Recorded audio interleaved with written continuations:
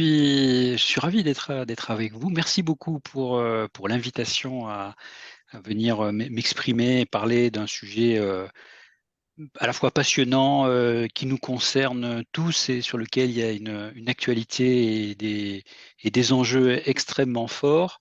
Je fais partie des scientifiques qui s'intéressent à ces questions, à la forêt depuis longtemps, à sa biodiversité, dans un organisme de recherche qui est INRAE, donc qui est le nouveau nom de ce qui était auparavant l'INRA, l'Institut national pour la recherche pour l'agriculture, l'alimentation et l'environnement.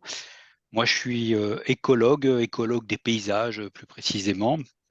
Et je fais partie des scientifiques qui sont extrêmement inquiets quant à notre avenir, à la situation de notre environnement, qui savent et qui sont convaincus que des actions importantes sont à mettre en œuvre si on veut tenter comment dire, de résister aux crises qui sont devant nous, et que la forêt va y jouer un rôle extrêmement important, peut-être en partie sous-estimé. Le choix que j'ai fait dans ma petite présentation, c'est d'essayer de vous brosser assez rapidement et de façon accessible, je l'espère, en tout cas ça a été mon souci constant pendant ma préparation de ma petite présentation, à la complexité. Alors déjà, ça commence mal quand on commence quelque chose en disant on va parler de la complexité, mais à la complexité des problématiques et des enjeux qui sont relatifs aux forêts, et qui sont compliqués à comprendre. Pourquoi il y a autant de tensions, pourquoi il y a autant de débats, pourquoi, alors que la forêt paraissait jusqu'à il n'y a pas si longtemps que ça un peu un non-sujet. Voilà, la forêt poussait, tout allait bien, et puis il n'y avait pas vraiment de questionnement, ou en tout cas c'était réservé à quelques-uns. Aujourd'hui, c'est devenu un sujet majeur. Et donc, je vais essayer de vous exposer ça, et j'ai fait le choix, vous le verrez, d'essayer de présenter les grands ensembles de ces problématiques-là, sans rentrer de but en blanc dans des détails trop techniques ou quantitatifs. Donc peu de chiffres, peu de graphiques ou quasiment pas, plutôt les personnages voilà, du problème en jeu. Et je me suis dit peut-être que les autres intervenants alimenteront peut-être avec d'autres chiffres. Voilà donc un peu mon choix, et vous me direz après si ça correspond à vos attentes. Parfaitement. Le point de départ de tout ça, eh ben, c'est quand même une réaction assez extraordinaire, qui est la photosynthèse, qui, à partir de lumière, d'eau, de gaz carbonique qui est dans l'atmosphère, eh bien, les arbres, les plantes sont capables de produire, de transformer le CO2, un gaz, en de la matière. Ça peut être des fruits, ça peut être des sucres, ça peut être toutes sortes de choses. Et dans les arbres, eh bien, c'est une matière particulièrement intéressante qui est le bois. Voilà, donc les arbres, en poussant, en grandissant, stockent du carbone. Ils prennent du carbone qui est dans l'atmosphère, ils le transforment, ils le stockent sous forme de bois dans leur tronc. Et puis une autre partie de ce carbone, il est stocké, et ça on le sait beaucoup moins, et c'est très important, vous le verrez par la suite, il est aussi stocké dans le sol des forêts. À peu près la moitié du carbone que va extraire une forêt de l'atmosphère, la moitié est dans le bois, la moitié est dans le sol de la forêt. Voilà, premier élément, l'arbre stocke du carbone. Ce carbone, il est stocké pas tout seul en fait. Et ça, c'est une deuxième dimension importante, c'est qu'en fait, les arbres, pour pouvoir pousser, pour pouvoir réaliser ces opérations assez extraordinaires, eh bien, ils sont associés à des organismes vivants, notamment des champignons, ce qu'on appelle des mycorhizes, qui vont permettre, et les cèpes que vous cueillez peut-être l'automne en font partie, grâce à leurs filaments, vont permettre aux arbres de pousser, de croître dans de bonnes conditions rapidement. Et sans cette partie de la biodiversité, en fait, les arbres, ils ne poussent pas du tout. Et donc, il y a un lien entre cette capacité des arbres à fixer du carbone et cette partie de la biodiversité. Et donc les arbres et la forêt, ça n'est pas que les arbres, c'est aussi toute cette biodiversité, celle dont je viens de parler, les champignons qui sont utiles directement à l'arbre, et puis tout un ensemble de milliers, de millions d'autres organismes qui dépendent d'une façon ou d'une autre des arbres, du sol, qui dégradent la matière organique, qui vont polliniser, qui vont prédater, qui vont se nourrir d'autres insectes, qui vont produire des fleurs et des fruits. Et c'est cet ensemble de biodiversité et la forêt et l'écosystème terrestre qui abrite la plus grande part de biodiversité terrestre sous nos climats, mais globalement à l'échelle mondiale. Donc un enjeu extrêmement fort de la préservation des forêts vis-à-vis de la biodiversité. Une part de cette biodiversité dépend du bois mort et des micro-habitats, c'est-à-dire tout un ensemble de petits défauts qu'on va pouvoir trouver, en tout cas vus du point de vue humain comme des défauts qu'on va trouver dans la forêt, qui permettent à une grande partie de la biodiversité d'être abritée, même dans des peuplements ou dans des forêts qui sont peu propices à la biodiversité, parce que ce sont des essences exotiques ou peu diverses, avec peu de lumière. Mais il suffit qu'il y ait du bois mort, il suffit qu'il y ait des micro-habitats qui soient maintenus, et une part de cette biodiversité peut être maintenue. Une part des travaux que je conduis porte sur ces groupes-là. Et puis, une partie de cette biodiversité, eh bien, elle est utile pour les humains. J'ai mis ici quelques exemples. Voilà, la huppe faciée, un très bel oiseau qui s'avère être un des seuls, quasiment un des seuls oiseaux capables de se nourrir sur les chenilles processionnaires du pin.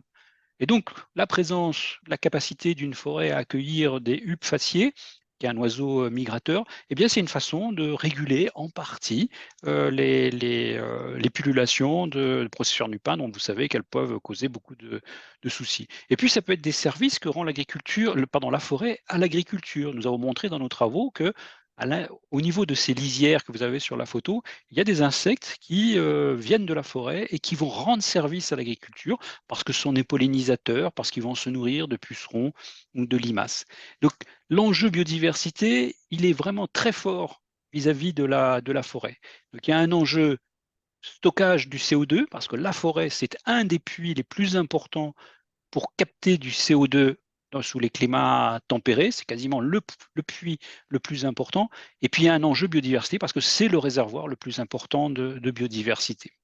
Voilà, donc je pose un petit peu les problèmes. Une autre dimension, je ne vais pas le développer parce que ce n'est pas mon sujet, mais il faut l'avoir en tête, c'est les liens entre les eaux et les forêts. Vous savez, eaux et forêts, c'était l'ancien nom de ce qui est devenu l'ONF, l'Office national des forêts. Et il y avait une raison, c'est qu'effectivement, il y a des liens extrêmement étroits entre les couvertures forestières, la façon dont on gère les forêts, la qualité et le stockage des eaux. Moi, j'en parle pas parce que c'est pas mon sujet, mais vous, je suis sûr que c'est des questions qui seront dans l'avenir extrêmement importantes. Tout va bien pour ces forêts, elles stockent du carbone, elles abritent de la biodiversité, elles régulent les flux d'eau et bien d'autres choses, mais il s'avère qu'elles sont aujourd'hui soumises à des menaces qui sont croissantes du fait des dérèglements environnementaux, changements climatiques, mais aussi dégradation de la biodiversité, mais aussi pollution généralisée de l'environnement. Deux exemples, les attaques par des insectes qui tuent les arbres, les scolites. Ici, tous les arbres qui sont grisés, ce sont des arbres qui sont morts du fait d'une attaque de scolites dans l'est de la France. C'est plusieurs milliers d'hectares qui, en quelques mois, en quelques années, ont rapidement été éliminés. Et puis, il y a la menace aujourd'hui des incendies. Et on a été obligé d'inventer un nouveau mot, les méga incendies. C'est vraiment quelque chose de très très nouveau. Ce qui s'est passé au Canada, c'est inédit voilà, des études scientifiques. Et donc ces risques-là, eh bien, c'est un peu une menace sur la capacité de ces forêts à stocker du carbone ou à préserver de la biodiversité, à tel point qu'aujourd'hui, la mortalité des forêts dans les 10 dernières années, elle a été quasiment multipliée par deux. Donc, il est en train de se passer quelque chose qui est assez inquiétant en termes de capacité des forêts à jouer ces rôles vis-à-vis du carbone et vis-à-vis de la biodiversité. Parmi d'autres, menaces ou en tout cas, soucis qu'ont les forêts, c'est aussi, un de ces habitants ou un groupe d'habitants qui sont les herbivores, les grands herbivores, cerfs au premier chef, les chevreuils et d'autres qui, à certains endroits, viennent surimposer une pression très forte sur la capacité des forêts à se régénérer. Donc, oui, la biodiversité, elle est utile. La forêt abrite cette partie de biodiversité, mais parfois, elle peut poser quelques soucis et certains endroits, c'est devenu un problème.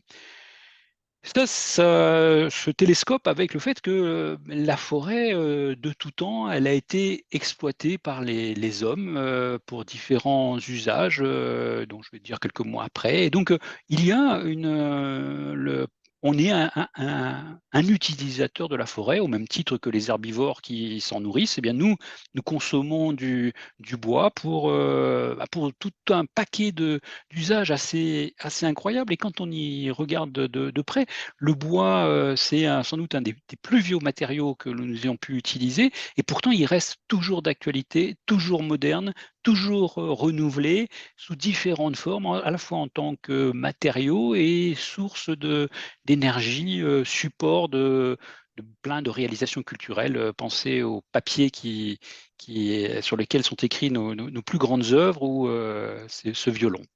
Ça remonte très loin et j'aime, me souvenir de ça. Il y a des fouilles, récentes qui ont révélé, des premières constructions en bois qui datent de moins 476 000 ans. Et donc, le bois, c'est vraiment quelque chose qu'on utilise depuis très, très longtemps et souvent on a représenté les hommes préhistoriques comme l'âge de pierre. En fait, c'était l'âge de la pierre et du bois. Mais le bois, il résiste beaucoup moins que la pierre, on en a beaucoup moins de traces, mais il faut être convaincu de ça. Et je pense que c'est important de l'avoir en tête parce que quelque part, ça explique aussi pourquoi nous, en tant qu'humains, nous avons des liens étroits, particuliers avec les forêts. Ce sentiment de bien-être que l'on ressent lorsqu'on est en forêt, aujourd'hui, on sait l'étudier physiologiquement et on sait que certaines molécules, certaines images, certaines sensations que l'on a en forêt ont effectivement des effets bénéfiques sur notre santé. Donc c'est plus qu'une ressource dont on parle là, c'est de notre milieu de vie, d'origine et c'était pas si longtemps que ça que nous avons, quitté les forêts. Voilà, ça nous a amené, nous humains et en France en particulier, à inventer, des façons de gérer ces milieux et d'inventer, la sylviculture. Et on peut dire peut-être que la sylviculture, elle a peut-être pas été inventée en France, mais enfin on était quand même dans les pionniers de l'invention et de la formalisation de la sylviculture avec les Allemands, les Suisses. Les premiers, textes remontent à très loin. Les premiers textes réglementaires, voilà, un peu avant Colbert et même avant, il y a eu plusieurs textes qui essayaient de réguler la façon dont on cultivait, dont on gérait la forêt pour qu'elle produise l'ensemble des services et des fonctions dont les humains avaient besoin. Fonctions et services qui ont pu évoluer dans le temps. À un moment donné, on utilisait beaucoup la forêt pour faire pâturer les animaux. Aujourd'hui, c'est quasiment plus le cas. Néanmoins, il y a une vocation, une volonté d'établir des règles de gestion et les forêts en France sont plutôt des forêts qui sont soumises à pas mal de règles par rapport à d'autres pays dans le monde.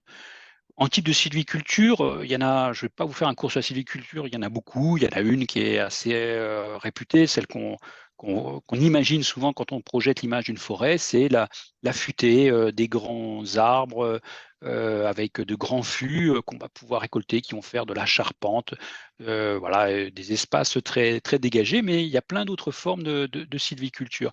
Souvent quand on pense à la forêt, on pense à ça, mais aujourd'hui, d'un point de vue, je dirais, formel, juridique, ce que vous voyez là est aussi une forêt, même si c'est beaucoup plus artificiel. C'est une futaie résineuse de plantation, éventuellement, alors je ne sais pas si c'est le cas en l'occurrence sur ma photo, d'essences qui peuvent être, exotiques, monogénétiques, avec une très faible diversité. Néanmoins, c'est quand même une forêt et si on attend assez longtemps, ça peut avoir les mêmes caractéristiques qu'une forêt. Mais on voit bien qu'avec, ce type de sylviculture, excusez-moi, faut que je bouge un peu une fenêtre parce que j'ai un petit souci, eh bien, ça conduit aussi à des modes d'action et de gestion et notamment de récolte qui aujourd'hui, provoquent un certain nombre de crises et de tensions. J'y reviendrai un petit peu derrière parce que lorsqu'on en a une futée et notamment une futée, gérée en plantation, eh bien, une des façons classiques de les récolter, c'est des coupes rases qui aujourd'hui, du fait de leur taille, du fait de leur modalité, sont posent question pour, un certain nombre de nos concitoyens. Alors, à côté de ça, récolter du bois, on pourrait se dire: «Bah, quand même, monsieur de Conchaï nous a dit que la forêt, elle stocke du carbone, qu'elle est bonne pour la biodiversité, donc c'est pas bien d'aller couper du bois». Beh, oui, mais c'est un peu plus compliqué que ça. C'est un peu plus compliqué parce que en fait, ce bois, on l'utilise, par exemple, pour faire de la charpente et lorsqu'on l'utilise pour faire de la charpente, eh bien, tout le carbone et donc le CO2 qui a été récolté dans la et capté dans la forêt, il est stocké dans cette charpente et puis il peut être stocké là pendant plusieurs, dizaines, plusieurs centaines d'années et c'est autant de CO2 qui n'est pas dans l'atmosphère. Donc il y a une capacité de stockage, de séquestration du carbone qui est extrêmement intéressante. Et ce carbone, eh bien, il ne sera plus relargué par le risque d'un incendie ou d'une attaque et de scolytes. Donc, récolter ce bois, l'utiliser sur un temps long, ça a un effet bénéfique là aussi sur le climat. Et puis ça peut être sur des durées plus courtes. Voilà, là j'ai mis l'exemple des emballages qui sont faits en bois. On aurait pu utiliser aussi l'exemple du bois énergie. Certes, la durée de vie d'un emballage est beaucoup moins longue que celle d'une charpente, donc quelque part, le carbone va être relibéré dans l'atmosphère, au bout de quelques peut-être une dizaine d'années. Mais néanmoins, ça a quand même un effet positif sur le climat parce que ça s'est substitué à des emballages qui auraient été beaucoup plus consommateurs, par exemple, d'énergie fossile. Des cagettes en bois, eh bien, c'est mieux que des cagettes en plastique parce qu'on ne va pas utiliser de plastique et de ressources fossiles. Donc là, c'est ce qu'on appelle l'effet de substitution. Et donc on voit bien la tension qu'il y a entre, d'un côté, la forêt qui stocke du carbone qui est bonne pour la biodiversité et puis d'un autre côté, l'utilisation du bois qui est aussi favorable dans certaines conditions, mais au stockage du carbone, à la lutte contre l'effet de serre, sachant qu'en France, les forêts qui sont récoltées, qui sont exploitées, eh elles sont toujours replantées, donc il y a à nouveau des arbres qui poussent et qui continuent à stocker du carbone pendant que le carbone est aussi dans les emballages. Mais il y a quand même un mais, c'est que lorsque l'on va exploiter une forêt, selon la façon de l'exploiter, eh bien, il y a ce compartiment du carbone qui est dans le sol, qui lui ne peut pas être récolté, qui ne peut pas être stocké et qui va être relargué du fait de l'exploitation forestière. C'est-à-dire qu'on ne peut pas avoir une exploitation forestière qui ne prendrait que le carbone stocké dans les bois, qui le transformerait en charpente, et puis d'autres arbres qui poussent qui se remettraient eux-mêmes à stocker du carbone. Ça serait effectivement extrêmement vertueux. Le hic, c'est qu'il y a la moitié du carbone qui était dans la forêt qui, du fait de cette opération d'exploitation forestière, quasiment va être relargué dans l'atmosphère au moment de l'exploitation forestière, selon les modalités dans lesquelles on va le faire. Et donc, vous voyez bien la tension qu'il y a et l'équilibre qu'il faut essayer de trouver entre est-ce qu'on garde plus de forêts pour stocker du carbone, au risque de les voir disparaître à l'occasion d'un incendie, ou est-ce qu'on en récolte plus pour le mettre à l'abri dans des charpentes, mais au risque de le relarguer du carbone qui était stocké dans le sol. Beaucoup de gens s'intéressent à ces questions-là, on essaye et on rendu compte de de toute la complexité de ces usages, de ces interactions entre ces différents éléments. Je ne suis pas rentré dans le détail parce que lorsque vous faites une charpente, en fait, vous produisez du bois qui va aussi servir à faire du bois énergique. Donc il y a vraiment un système extrêmement complexe. Je ne rentre pas dans ce détail-là à ce stade-là, mais vous pourrez vous y référer. Donc ça donne un peu cette idée d'ensemble. Un autre point important à avoir en tête dans l'image globale des forêts, c'est que, contrairement à souvent ce que j'entends lorsque je parle au grand public, la forêt en France n'est pas en train de disparaître. Au contraire, elle s'étend.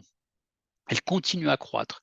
Elle a diminué par le passé, au Moyen Âge, du fait des déforestations, et en gros le minimum forestier à peu près à la Révolution française. Et depuis lors, elle continue à s'accroître en surface, en volume, en quantité, du fait notamment de la déprise agricole. Lorsque l'on exploite une forêt, lorsqu'on fait une coupe rase, ça n'est pas une déforestation, ça reste une forêt. Toutes les coupes sont replantées ou régénérées naturellement, les arbres vont repousser naturellement. Donc en France, il n'y a pas une menace sur la quantité de forêt, il peut y avoir éventuellement une menace sur le type de forêt et la façon dont on va les gérer, c'est une autre question. Je précise ça pour la France, mais il faut quand même bien le relativiser et la France n'est pas indépendante du reste du monde parce que dans le reste du monde, c'est complètement l'inverse. La déforestation continue à, à éliminer des forêts à travers le monde à un rythme qui varie, mais qui n'a pas diminué dans les dernières décennies. Donc la forêt continue à régresser trop vite dans le monde, notamment dans les zones tropicales où leur rôle pour le climat, pour l'eau, pour la biodiversité sont les plus importants. Et donc, il faut aussi réfléchir à notre politique et ce que l'on veut faire de nos forêts en France en fonction de ces enjeux mondiaux. À cet égard, ce qui est important aussi d'avoir en tête, c'est que contrairement à ce qu'on pourrait penser, cette déforestation, elle n'est pas liée ou très peu liée en fait à l'industrie du bois. L'essentiel, la très grande majorité, comme je l'indique sur cette diapositive, de la déforestation est liée à l'agriculture et notamment à l'élevage, parce qu'on déforeste pour créer des champs de céréales ou de soja, ou pour créer des pâturages pour les animaux. Et donc, quelque part, agir pour protéger les forêts, c'est plutôt du côté de notre assiette que ça se joue que du côté des meubles que l'on achète à certains égards. Mmh. Tout cela donne des tensions extrêmement fortes autour des enjeux sur la forêt, des actes aujourd'hui d'une certaine violence, hein, il faut le reconnaître. Il y a des actes de sabotage, d'exploitation forestière qui se réalisent, donc qui montrent quand même un peu un niveau de tension qui est arrivé. Plusieurs collectifs et plusieurs chercheurs et plusieurs équipes ont essayé de trouver quel est le bon scénario, vers quoi il faudrait aller, quel équilibre entre exploitation, maintien des forêts, conservation il faudrait avoir, basé sur des données quantitatives les plus fines possibles, c'est celle-là que je vous ai épargné aujourd'hui. En fait, ce qu'il faut retenir, c'est que tous ces scénarios, aucun n'arrive à une conclusion tranchée. Conserver de la forêt ou exploiter un peu plus, eh bien, dans les 2 cas, ça a des avantages et ça a des inconvénients. Ça présente des risques et ça a des coûts. Et pour l'instant, c'est difficile de trancher, même s'il y a quand même un consensus scientifique qui doucement tente à émerger, de dire on a quand même plutôt intérêt à être prudent et à un peu moins toucher les forêts et à préserver plus les écosystèmes naturels. Et d'un autre côté, une politique qui a plutôt décidé il faut agir plus fort sur les forêts, d'où le plan de relance national avec la plantation d'1 milliard d'arbres qui vise en gros à transformer plus de 10% de la forêt dans les 10 prochaines années. Donc c'est quelque chose d'assez massif. Donc il y OK. a un peu ces deux tensions. Marc, Quelques mmh, mmh, du coup, peut-être en conclusion, je te laisse finir, pardon. Oui, c'était pour proposer quelques idées pour l'avenir. Qu'est-ce que vous avez, ce qu'il faut avoir en tête, vers quoi vous pouvez aller? Il existe des sylvicultures qui passent pas par les coupes rases et qui peuvent être plus pertinentes. Ça s'appelle la sylviculture mélangée à couvert continu. Vous en entendrez de plus en plus parler. Aujourd'hui, c'est utilisable, c'est applicable, on peut le généraliser. Le deuxième point, c'est qu'on a une forêt qui est extrêmement diverse en France. Il faut jouer sur cette diversité. Les politiques pour les Landes ou pour les Vosges, elles ne peuvent pas être exactement les mêmes. Troisième chose, c'est que les forêts rurales, dans les territoires, c'est là où il y a le plus grand potentiel d'exploitation qui n'a pas été mis en œuvre. Les forêts domaniales, les forêts jusque la forêt des Landes, on ne peut pas faire plus que ce qu'on a fait aujourd'hui. Par contre, dans les forêts, les petites forêts rurales, on peut faire aujourd'hui d'autres sylvicultures, notamment parce qu'on a des nouvelles modes de transformation, des choses à des petites échelles qui peuvent être pertinentes. Réfléchir les liens entre la foresterie et l'agriculture. Voilà, ça sera quelque chose qui va monter en puissance. J'espère vous l'avoir un peu instillé. Et puis, le fait que nos relations culturelles à la forêt sont en train de changer pour une partie de la société. On a d'autres rapports au vivant, d'autres rapports au reste de la nature. Voilà, et ça intervient aussi beaucoup dans les débats. Voilà ce que je voulais vous dire pour brosser extrêmement large la Le complexité des sujet. problématiques autour de la forêt. Très bien, très Excusez-moi bien. si j'étais un petit peu long. Non, du tout. Donc, du coup, il y a une question, mais avant, je voulais t'en parler. Si j'ai bien lu, en fait, j'ai bien compris, donc 75% des forêts sont privées, donc 25% domaniales. Mais Non, ou communal. non, Ou communal. communal. 25% Communal, d'accord. soumises à la gestion par l'ONF, mais elles peuvent être domaniales ou communales. Communal, au communal. Tu l'as évoqué, en fait, si je te pose la question, comment va la forêt? Tu vas me dire, quantitativement parlant, ça va mieux en France, mais en termes de qualité, est-ce que on a une lecture en fait de la santé en fait de cette forêt? Euh, bah, on peut avoir plusieurs lectures. On peut avoir plusieurs lectures. Euh, Il y a une première lecture, la forêt s'étend, les arbres s'accroissent en volume, donc quelque part, elle fonctionne plutôt bien en termes jusqu'à maintenant. Euh, on peut avoir une autre lecture plus récente qui est l'état de santé des forêts, les attaques par les ravageurs, les dépérissements augmentent clairement dans l'ensemble des forêts. Donc ça, c'est plutôt inquiétant. On peut avoir une troisième lecture qui est ce qu'on appelle l'état de conservation des écosystèmes, voilà, qui est un indice qui est mesuré à l'échelle avec une méthode très solide et qui montre qu'il n'y a que 17% des forêts françaises qui sont dans un bon état de conservation pour la biodiversité. Pas forcément d'ailleurs du fait de la gestion, mais surtout du fait de sa jeunesse. Une grande partie de Mhm. la forêt est une forêt qui est écologiquement relativement jeune, hein, puisque je vous ai dit, la forêt, en gros, elle a doublé dans les 200 dernières années. Donc ça veut dire que la moitié de la forêt, c'est une forêt qui a poussé sur des choses qui étaient auparavant des terrains cultivés. Et une partie de la biodiversité, eh bien, il lui faut un peu plus de 200 ans pour parvenir à reconquérir ces milieux. Donc, on n'a pas une Mhm. forêt qui est menacée, qui est en mauvais état, mais qui mérite de l'attention. Attention. Voilà, il faut qu'on soit méfiant. Merci pour ce retour. L'agroforesterie n'est-elle pas aussi une piste en fait que tu évoquais à la fin sur Tout à la fait. gestion, voilà, qui était évoquée Oui, oui, dans. c'est ma petite photo, elle est tentée de faire penser à ça, c'est-à-dire que c'est toutes ces forêts rurales, tous ces bois possédés notamment par des agriculteurs, qui ont jusqu'à maintenant plutôt échappé à la gestion classique pour le meilleur et pour le pire. Enfin, c'est pas forcément une bonne chose. En tout cas, pour l'instant, ils ont été assez peu exploités et qui sont associés ou gérés souvent concomitamment avec les haies, avec les bosquets, avec donc ce qu'on appellerait une agroforesterie élargie, hein, pas juste les. Oui, à l'évidence, et tous les rapports du GIEC de l'IBES sur la biodiversité disent l'agroforesterie, c'est une des voies les plus faciles et les plus efficaces pour contribuer à préserver la biodiversité, réguler les flux d'eau, lutter contre le changement climatique, fournir des produits aux populations qui en ont besoin. Donc, et ça, vous êtes, vous, en prise avec, je crois, des politiques territoriales. Ça, c'est à votre main. Tout à fait. Excellente remarque. Bonjour Marie-Christine, d'ailleurs, petit clin d'œil, sur la gestion des conflits. Ça, c'est un sujet qui revient de plus en plus, qui n'était pas forcément identifié entre ruraux, urbains, évidemment l'agriculture, les forestiers, les promeneurs. Comment on gère en ce moment en fait cet outil qui devient, enfin, comment dire, cet espace qui devient un espace politique également? Est-ce que tu as une lecture de la manière dont les choses évoluent justement sur cet intérêt croissant pour la forêt?